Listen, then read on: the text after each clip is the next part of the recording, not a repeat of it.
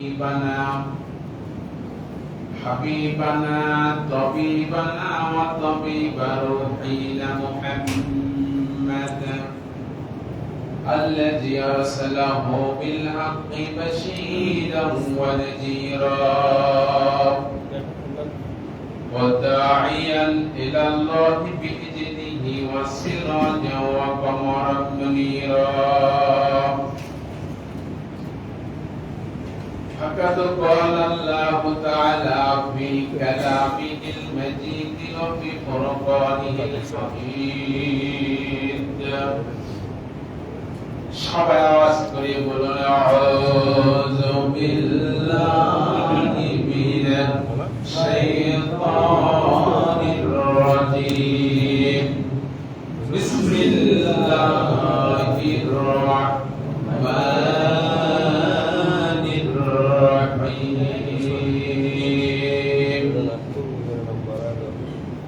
ওয়ালিল্লাহি আলান নাসি البيت من استطاع إليه سبيلا.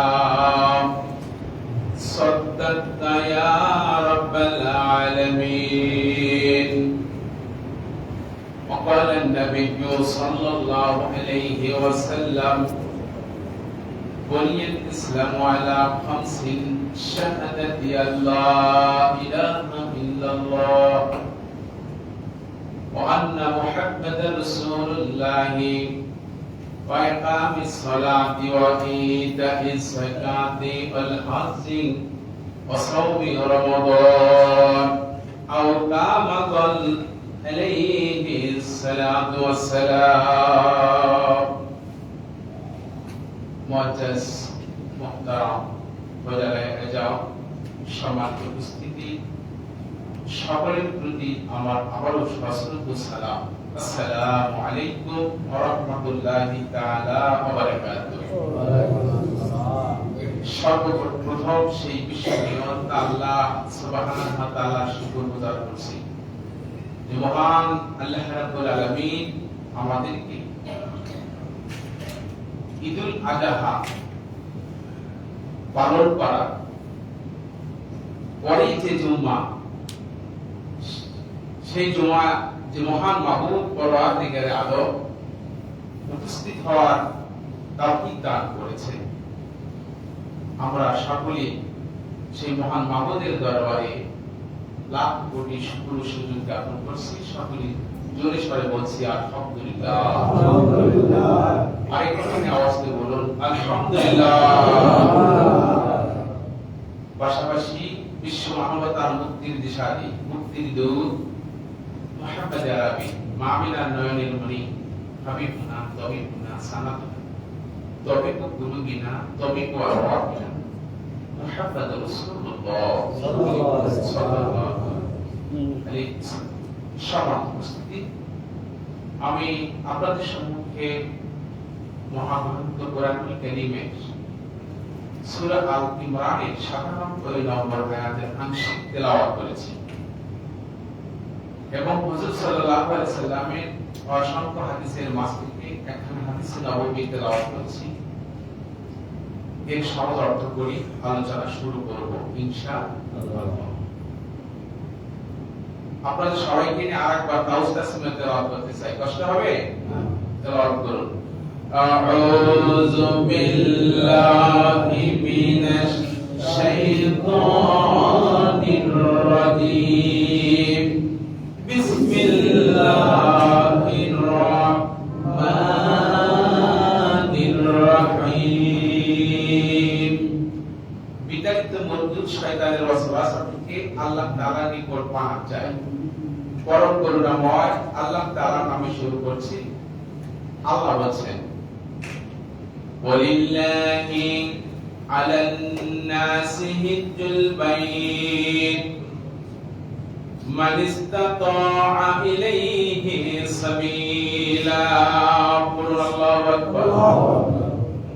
আল্লাহ রাব্বুল আলামিন তার বান্দাদেরকে ডাক দিয়ে বলতেছেন, ও আমার বান্দারা সব, তোমাদের মধ্য থেকে যে সমস্ত মানুষ বাইতুল্লাহ তথা আল্লাহর ঘর খানায়ে কাবার জিয়ারতের সামর্থ্য রাখে সে সমস্ত ব্যক্তিদের উপরে খানায়ে কাবায় হজ করতে যাওয়া ফরজ করে দেওয়া হয়েছে। বলেন সুবহানাল্লাহ। ইসলাম আংশিক আয়াতের অর্থ। হাদিসের অর্থ হচ্ছে বুনিয়াল ইসলাম আলা খামসি, ইসলামের মূল স্তম্ভ কয়টি? পাঁচটি। বুনিয়াল ইসলাম আলা খামসি, এক নম্বরে শাহাদাতি আল্লাহ ইলাহা ইল্লাল্লাহ, এক নম্বরে এক আল্লাহ ছাড়া কোনো উপাস্য নাই, আইনদাতা নেই, বিধানদাতা নেই, সৃষ্টিকর্তা নেই, পালনকর্তা নেই, রিজিকদাতা নেই, এটা এক নম্বর বিশ্বাস। এরপরে কি? আন্না মুহাম্মাদুর রাসূলুল্লাহ, আর মুহাম্মদ সাল্লাল্লাহু আলাইহি সাল্লাম ছিলেন আল্লাহর রাসূল। বলে সুবহানাল্লাহ। নিশ্চয় মুহাম্মদ সাল্লাল্লাহু আলাইহি সাল্লাম কি আল্লাহর রাসূল। এরপর ওয়া ইকামিস সালাত, নামাজ কায়েম করা। এরপর ওয়া ইতাইস যাকাত, যাকাত প্রদান করা। এরপরে ওয়াল হজ, হজ করা। এরপরে আসাউমি রমাদান, রমজানের রোজা রাখা। এগুলো পাঁচটা মূল ভিত্তি স্তম্ভ। তার মধ্যে থেকে একটি স্তম্ভ হলো হজ। মূল যে কুড়ি, সেই কুড়ির ভিতরে একটি কি? হজ। এই হজের উপরে আজকের আমার আলোচনা বিষয়বস্তু হচ্ছে সামর্থ্যবান ব্যক্তিরা খানায়ে কাবায় গিয়ে হজ করবে, করলে তারা নাজাত পাবে, আল্লাহ খুশি হবে, তাদেরকে জান্নাত দেবে। বলেছে সুবহানাল্লাহ। কিন্তু যাদের সামর্থ্য নাই যাওয়ার মতো, শারীরিক মানসিক অবস্থা ভালো, শারীরিক অবস্থাও ভালো আছে, মানসিক অবস্থাও ভালো আছে, কিন্তু আর্থিক অবস্থা ভালো না, সে মানুষগুলো সেখানে না গিয়ে কি কি আমল করলে, কি কি ইবাদত করলে সেই হজের এবং উমরার সওয়াব পাবে। আজকে আমার আলোচনার মূল বিষয়বস্তু হলো খানায়ে কাবায় না গিয়ে হজ এবং উমরার সওয়াব কিভাবে পাওয়া যায়। কথা কি বুঝতে পারলাম? আর আপনাদের দিন একটু আরেকবার কালেমা পড়ি। আপনারা এলোমেলো হয়ে যাচ্ছেন কেন? একটু কালেমা পড়ি। লা ইলাহা ইল্লাল্লাহ, পড়ে বলবেন। লা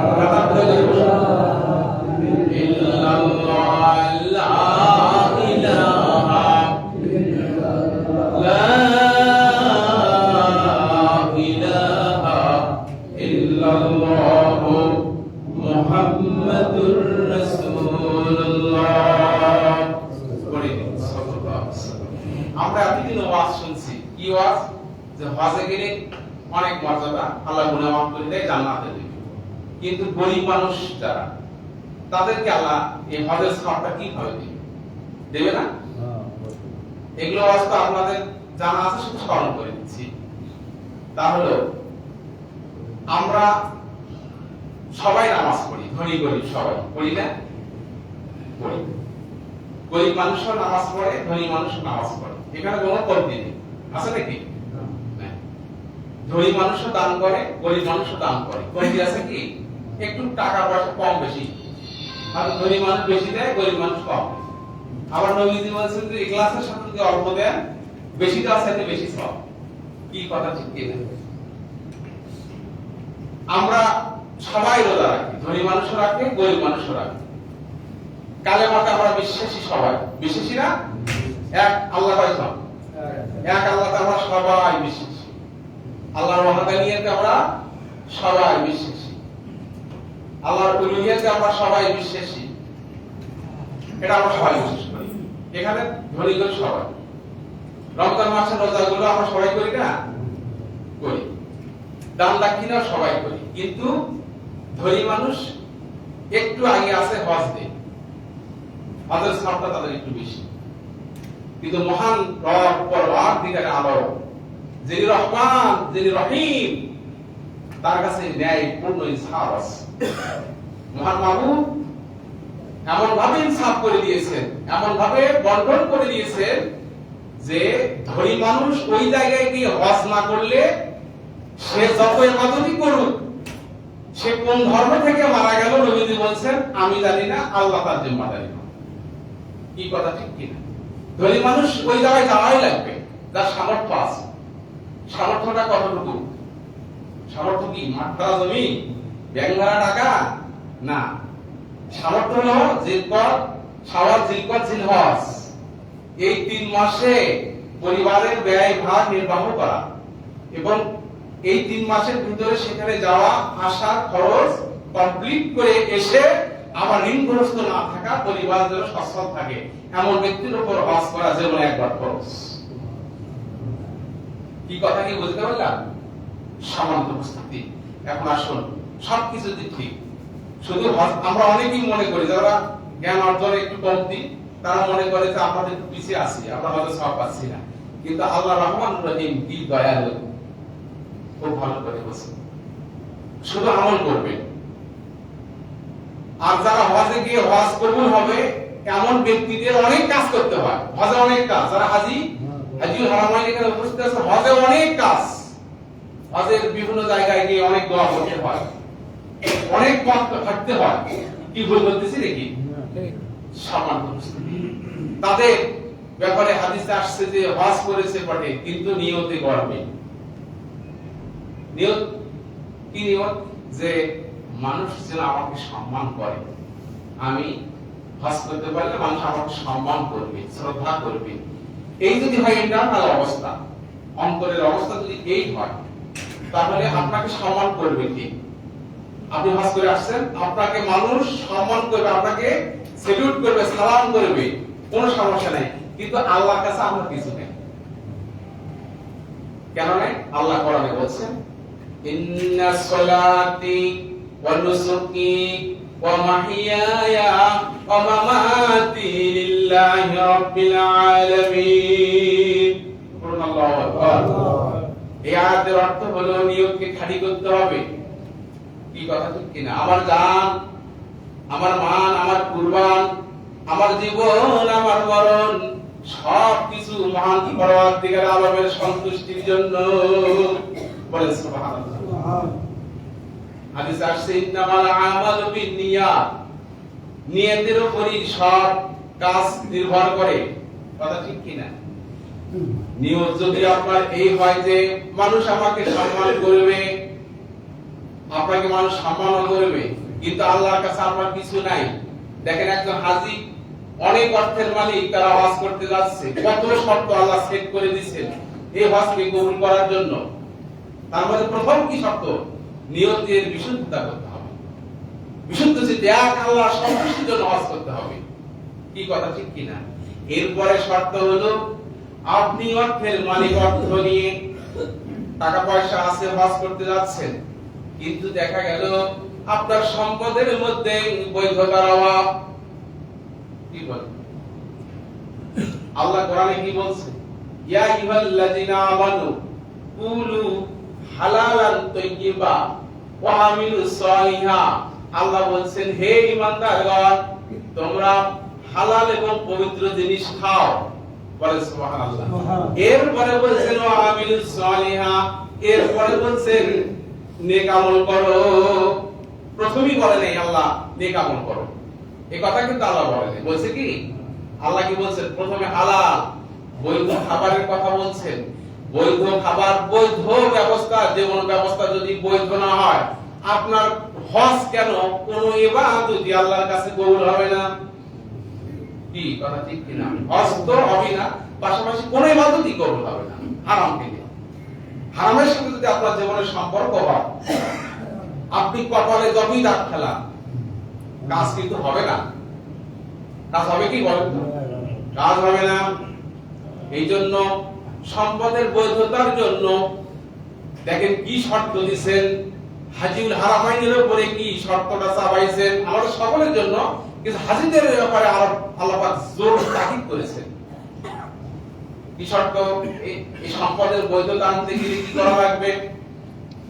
আপনার যদি কারো কাছে ঋণ থাকে, বাসে যাচ্ছেন কিন্তু ঋণ করছেন, কোথায়? ব্যাংকে ঋণ করছেন, অথবা দোকানে ঋণ করছেন, অথবা জমি জমা আবাদ করতে গিয়ে ঋণ করছেন, কিন্তু ঋণ পরিশোধ আপনি করছেন না। আপনার খালি টার্গেট কিভাবে খানায় কাবায় যায়, কিভাবে হুজুরের রওজাটা জিয়ারত করি, এটা টার্গেট। কিন্তু না, দেখেন কি শর্ত সেট করে দিয়েছেন। প্রথমে নিয়তের বিশুদ্ধতা করতে বলছেন, এক আল্লাহর জন্য মন তৈরি করতে হবে। এরপরে বৈধ সম্পদ, সেজন্য কারো কাছে যদি ঋণ থাকে হজ করার পূর্বে প্রস্তুতি নিতে হবে ঋণ পরিশোধের। দোকানে বাকি আছে, বাকি পরিশোধ করতে হবে। ব্যাংকে লোন আছে, বাকি পরিশোধ করতে হবে। কথা ঠিক কি না মুসলমান ভাইয়েরা? এরপরে লক্ষ্য করে অনেকেই অন্যের হক নষ্ট করে কি করে না? স্থান কাল পাত্র ভেদে কেউ পরিবার থেকে, ব্যক্তি থেকে, পারিবারিক, সামাজিক, রাষ্ট্রীয় যাই যেখানে আছে সেই জায়গা থেকে অন্যের হক নষ্ট করার চেষ্টা করে। যারা মেম্বার, চেয়ারম্যান, এমপি, মন্ত্রী, তাদের কাছে রাষ্ট্রীয়ভাবে যে ধন সম্পদ আছে না নাই, এগুলো তাদের নয়, এগুলো দেশের মানুষের। এই মানুষের সম্পদ তারা যদি অন্যায়ভাবে নষ্ট করে, হক নষ্ট করে, এরপর দেখা গেল এক পর্যায়ে হজ করতে যাচ্ছে, আল্লাহ বলতেছেন তুমি আগে হক আদায় করো। খারাপ লাগতেছে? এরপর ভাই বোনের ভিতরে দ্বন্দ্ব থাকে না? বোনকে ঠকায়, ভাই বেশি দেয়, অথবা বোনকে কম দামি জমি দেয়, ভাই বেশি দামি জমি দেয়, আছে না নাই? আল্লাহ সুবহানাহু ওয়া তাআলা বলতেছেন, বান্দা তুমি তোমার এই হকগুলো আদায় করে তাদের কাছ থেকে ক্ষমা চেয়ে তুমি খানায় কাবায় যাও। বলে সুবহানাল্লাহ। অথবা আত্মীয় স্বজনের মাঝে, পাড়া প্রতিবেশীর সাথে মনোমালিন্য হয় কি হয় না? পাড়া প্রতিবেশীর সাথে হয়, আত্মীয়র সাথে হয়। আল্লাহ পাক বলেন, বান্দা হে, তুমি খানায় কাবায় হজ করতে যাচ্ছ, তোমার হজ আমি কবুল করব। তোমার সম্পদের আগে তুমি বৈধতা করো, সম্পদ তোমার হালাল করে নাও। তোমার আত্মীয় স্বজনের মনে তুমি কষ্ট দিয়েছো, পাড়া প্রতিবেশীর জমির আল ঠেলে নিয়েছো। কি বল? অনেক ক্ষমতাধর লোক থাকে, আবার অনেক দুর্বল লোক থাকে, মানে অসহায় লোক, নিরীহ লোক, আছে না নাই? নিরীহ লোকের জমির পাশে ক্ষমতাধর কোন লোকের জমির আল কাটতে কাটতে 10 শতক জমি 8 শতক বানিয়ে দেয়, আছে না নাই? আবার মাথার টুপি দেয়, ওই ইহরাম বাদে গায়ে একটা, পায়ে একটা সেলাইবিহীন জামা পরে অ্যাটেন্ডেন্স দেয়, লাব্বাইক আল্লাহুম্মা লাব্বাইক, লাব্বাইক লা শারীকা লাকা লাব্বাইক, ইন্নাল হামদা ওয়া নি'মাতা লাক ওয়া আল মুলকা লা শারীকা লাক। বলে সুবহানাল্লাহ। আল্লাহ বলেন, থামো, অ্যাটেন্ডেন্স চলবে না, তোমার সম্পদের বৈধতা নাই। কি কথা ঠিক কি না মুসলমান ভাইরা? এইভাবে হাজীদের যারা হজ করতে যায়, খানায় কাবায় যায়, নানান ধরনের শর্ত দেওয়া আছে, মাসাইল সম্পর্কে জানতে বলা আছে। কারণ ওখানে বিভিন্ন জায়গায় বিভিন্ন দোয়া পড়তে হয় কি হয় না? ওখানে আরো কিছু কথা বলা আছে, ধৈর্যের কথা বলা আছে, শর্ত দেওয়া আছে, ধৈর্য থাকতে হবে তোমার। কেন ধৈর্য থাকা লাগবে? সেখানে লাখ লাখ জনতার ভিড় হবে, সেখানে দীর্ঘ পথের সময় অতিক্রম করতে হবে, তোমার মেজাজ খিটখিটে করা যাবে না, তোমাকে রাগান্বিত হওয়া যাবে না, তুমি অশ্লীল ভাষা কথা বলতে পারবে না, তোমাকে সংযত থাকতে হবে। মান হাজ্জালাম ফালাম ইয়ারফুস ওয়ালাম ইয়াকসুব। আল্লাহ রাসূল বলছেন, যে হজ পালন করলো, অশ্লীল কথা, মন্দ কথা, বাজে কাজ, বাজে কথা থেকে বিরত থাকলো, রাজা কায়াউমে ওয়ালাদাতুহু উম্মুহু, সে হাজী যখন হজ করবে সে যেন ভূমিষ্ঠ শিশু সন্তানের ন্যায় মাসুম হয়ে যাবে। কি বলে? ধৈর্য থাকতে হবে সেখানে কোনো হলে হয়ে আছে দেখবেন তো নাই, কোনো ফায়সা কথা চলবে না, আল্লাহ আগে সেট করে দিয়েছে, সাবধান। কি বলে মুসলমান ভাইয়েরা? খুব ভালো করে বোঝেন, ধৈর্য থাকা লাগবে সেখানে। পাশাপাশি এই সমস্ত শর্ত পূরণ করে যদি আপনি হজ করতে পারেন, আল্লাহ রাসূল বলেছেন, যে ব্যক্তি এই শর্তগুলো পালন করে এক আল্লাহকে খুশি করার জন্য হজ করেছে, তার হজ আল্লাহ কবুল করবেন। বলে সুবহানাল্লাহ। আর যার হজ কবুল হয়েছে, এই কবুল হজের বিনিময়ে কি বলেন? আল্লাহ রাসূল বলেছেন লাইসা জাযা ইল্লাল জান্নাহ, বলেন সুবহানাল্লাহ। কবুল হজের বিনিময় হলো জান্নাত। হাজির এসে হাজি জান্নাতে চলে যাবে, বলেন সুবহানাল্লাহ। মুসলমান ভাইরা বলছিলাম, হজ করতে গেলে সামর্থ্যবান ব্যক্তিদেরকে যাওয়াই লাগবে। সে যদি এখানে বসে গরিব মানুষের মতো আমল করে হজের সওয়াব পেতে চায়, কখনো আল্লাহ নেবে না, কখনো আল্লাহ কবুল করবে না। এখন যে ওয়াজগুলো বলবো শুনুন, আপনার সম্পদ কম, আপনার মানসিক অবস্থা ভালো, আপনার শারীরিক অবস্থা ভালো, কিন্তু আপনার আর্থিক নাই, আপনি কিভাবে হজের সওয়াব পাবেন? বিশ্ব নবী বলেছেন, হাদিসের ভিতরে আসছে, কোন ব্যক্তি যদি বাবা মার দিকে রহমতের দৃষ্টিতে, দয়ার দৃষ্টিতে, করুণার দৃষ্টিতে তাকায়, কোন সন্তান যদি পিতা মাতার খোঁজ খবর রাখে, মার কষ্ট যদি, মাকে কষ্ট যদি না দেয়, বাবাকে কষ্ট যদি না দেয়, আল্লাহ রাসূল বলেছেন কবুল হজের সওয়াব তার আমলনামায় লেখা হয়ে যায়। গরিব মানুষ পাবে না? লক্ষ্য করেন গ্রামগুলোতে, পাড়ায় পাড়ায় লক্ষ্য করেন, গরিব মানুষের বাবা মা কত শান্তিতে আছে, ধনী মানুষের অনেকেই বাবা মা তেমন শান্তিতে নাই। কারণ এক এক ছেলে এক এক কথা বলে, মা বাবা ওই ভালো জমিটা আমার বড় ভাইকে দিয়েছেন, আমাকে ওটা নিতে হবে, নানান কথা। আবার কামলা খাটে খায়, কিষেন খাটে খায়, ভ্যান চালায়, পানের দোকানদার, এমন ব্যক্তির বাবা আমার সুখের শান্তির শেষ নাই। দেখেন লক্ষ্য করে, আছে না নাই?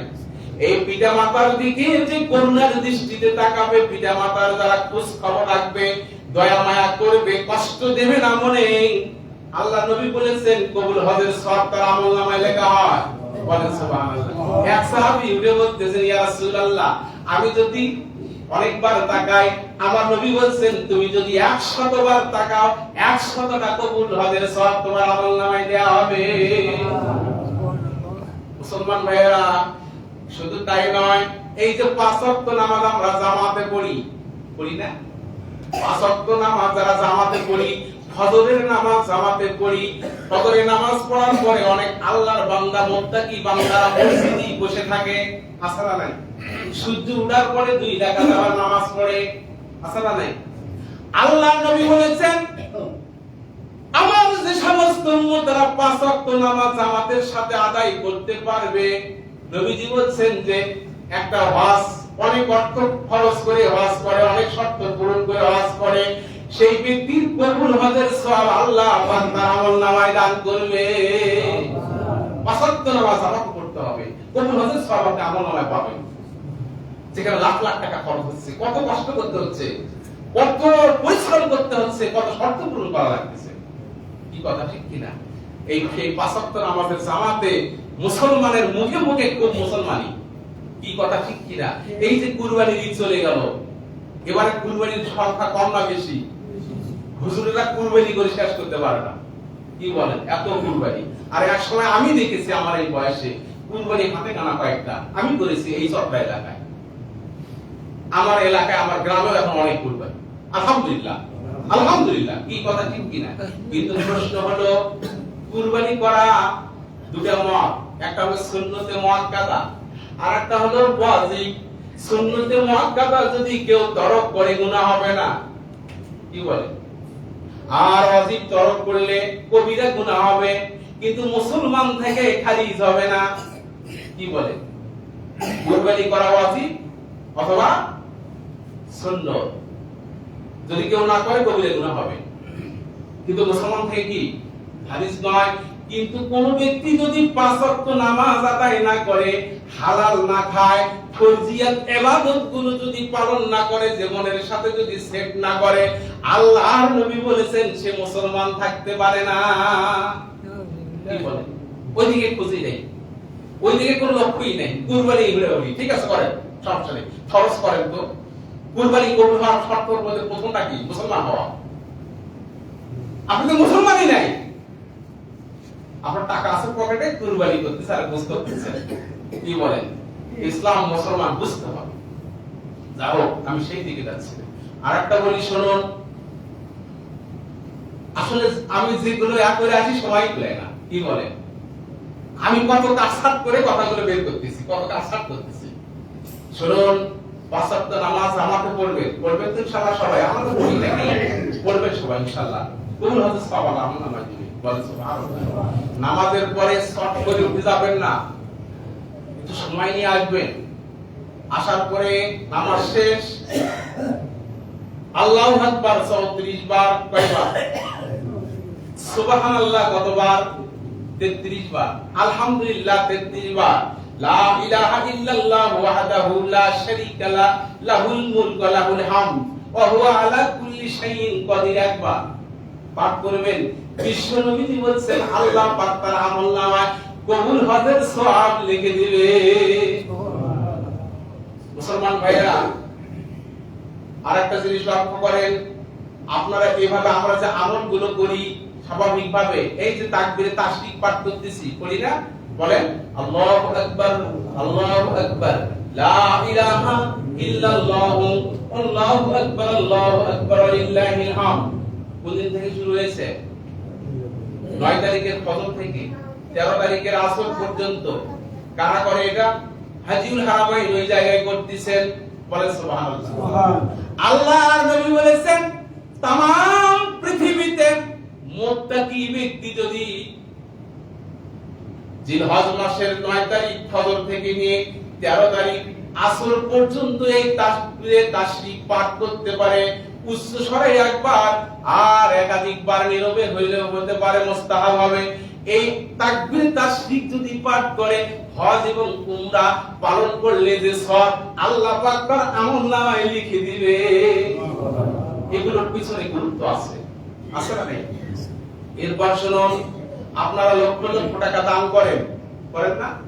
মসজিদে দান করেন, মাদ্রাসায় দান করেন, গরিব দুঃখী মানুষকে দান করেন, নবমুসলিমকে দান করেন, ঋণগ্রস্ত ব্যক্তিকে দান করেন, করেন না? দান করলে কি হয়? সওয়াব হয়। কি সওয়াব? হজের সওয়াব হয়, বলেন সুবহানাল্লাহ। যদি আপনি দান করেন, এই দানের বিনিময়ে গরিব মানুষ যারা আছে, হজ করতে যেতে পারবেন না, তারা হজের সওয়াব পাবে।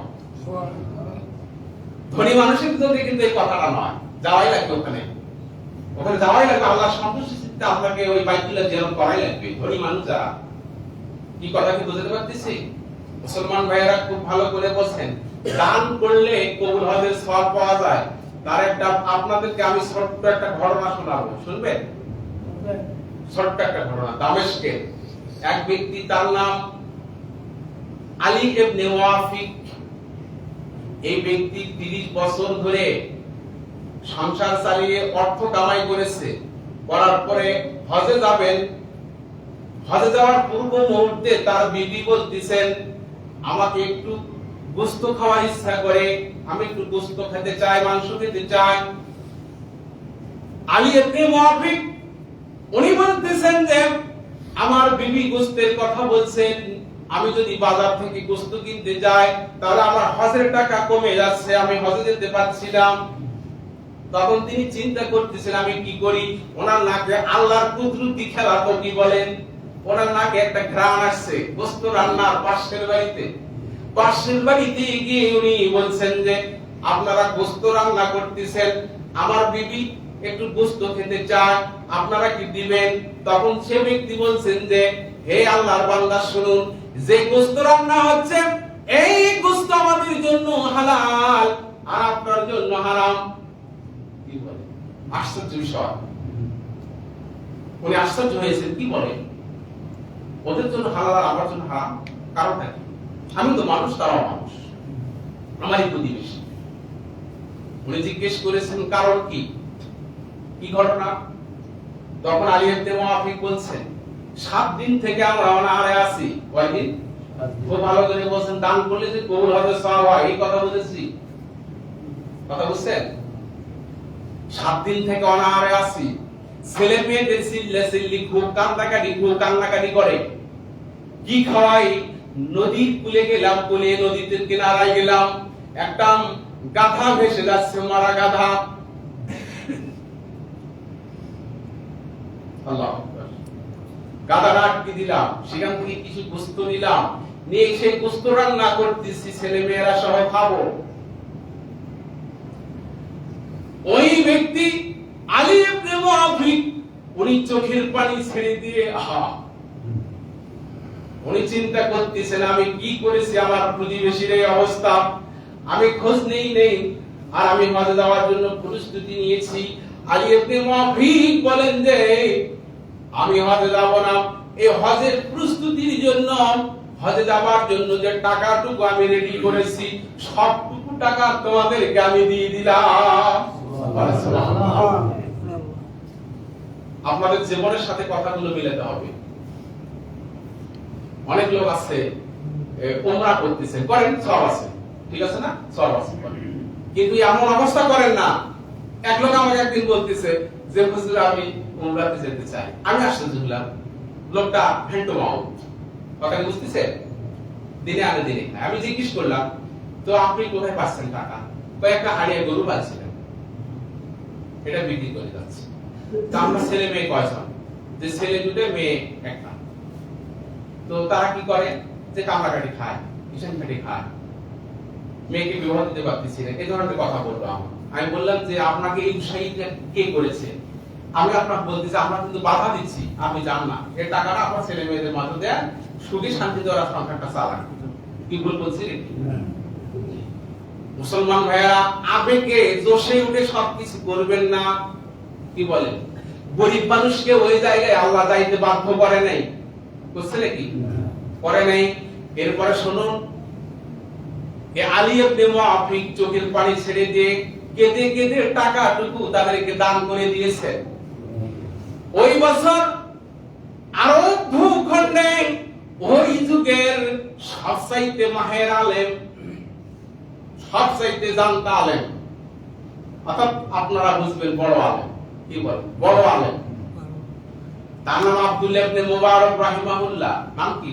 আব্দুল্লাহ ইবনে মুবারক। উনি খানাই কাবায় শুয়ে আছেন হজের সময়। এমন সময় উনি স্বপ্নে দেখতেছেন দুইজন ফেরেশতা, দুইজন মুখোমুখি হয়ে ডায়ালগ করতেছেন, সংলাপ ব্যবহার করতেছেন। একজন আরেকজনকে জিজ্ঞেস করতেছেন, ভাই এবার হজে কতগুলো লোক আসতে পারে? ওরা একটা সংখ্যা বলতেছেন, উনি শুনতেছেন ঘুমে। এরপরে বলছেন কতজনের হজ কবুল হয়েছে? ও ফেরেশতারা বলতেছেন কারো হয় নাই, তবে একজন লোক আসেই নাই হজে, তার হজ কবুল হয়ে গেছে।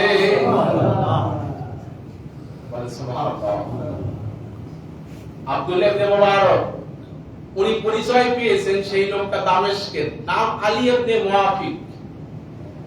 ঘুম ভেঙে যাওয়ার পরে আব্দুল্লাহ ইবনে মুবারক দামেস্কে চলে গেছেন সেই লোকের কাছে, বলে সুবহানাল্লাহ। গিয়ে জিজ্ঞেস করেছেন, ভাই, উনি একজন মুসলিম মানুষ, মুসলিম, জিজ্ঞেস করেছেন, ভাই আপনার জীবনের এমন কি আমল যে আমলের কারণে আপনার হজ কবুল হয়ে গেছে? বলে সুবহানাল্লাহ। এই কথা শোনার পর আলী ইবনে মুআফিক চোখের পানি ছেড়ে দিয়ে মাটিতে গড়াগড়ি করছেন। কিছুক্ষণ পর তিনি যখন উঠে স্বস্তি বোধ করেছেন, জিজ্ঞেস করেছেন, ভাই আপনি কি এমন আমল করেন? তখন তিনি বলছেন যে আমি হজ করার জন্য টাকা পয়সা রেডি করেছিলাম, কিন্তু আমার প্রতিবেশী অনাহারে ছিল, সবটুকু টাকা সেই জায়গায় দান করেছি। আলী ইবনে মুআফিকের কাছে আব্দুল্লাহ ইবনে মুবারক রাহমাতুল্লাহ আলাইহি বলছেন যে আল্লাহ পাক আপনার এই আমলটুকুর কারণে একজন ফেরেশতাকে আপনার সুন্নত ধরে খানায়ে কাবায় হজের সব কাজ সমাপন করে নিন, আপনার জীবনে হজ কবুলিয়াতের ঘোষণা করে দিয়েছে। কিসের কারণে? দান করার কারণে। আমরা শুধু টাকা পয়সা কামাই করতেছি আর ভাবতেছি যে বারবার ওই জায়গা যাবো, বারবার ওই জায়গা যাওয়ার প্রয়োজন নেই। আপনার গ্রামে, আপনার এলাকায়, আপনার থানায়, আপনার এই ইউনিয়নে অনেক লোক অসহায় আছে, আছে না নাই? অনেক লোক অসুস্থ আছে, অনেক লোক মেয়েকে বিবাহ দিতে পারছে না, আছে না নাই? অনেক লোক মেয়েকে বিবাহ দিতে গিয়ে ঋণগ্রস্ত হচ্ছে, বাড়ি ভিটা বিক্রি করতেছে, এমন লোক আছে না নাই? এগুলো খোঁজ নেন, সেই জায়গাও দান করে। আমি বাধা দিচ্ছি কি ওই জায়গায় যাইতে? না, এগুলো করে যান। কি কথা ঠিক কি না? আল্লাহ পাক আমাদের সবাইকে আজকের আলোচনা থেকে শিক্ষা গ্রহণ করার তৌফিক দান করুন। সকলেই পড়েন আল্লাহুম্মা আমিন। যারা সুন্নাত পড়েননি কাবলা দেওয়া চার রাকাত পড়ে নিন।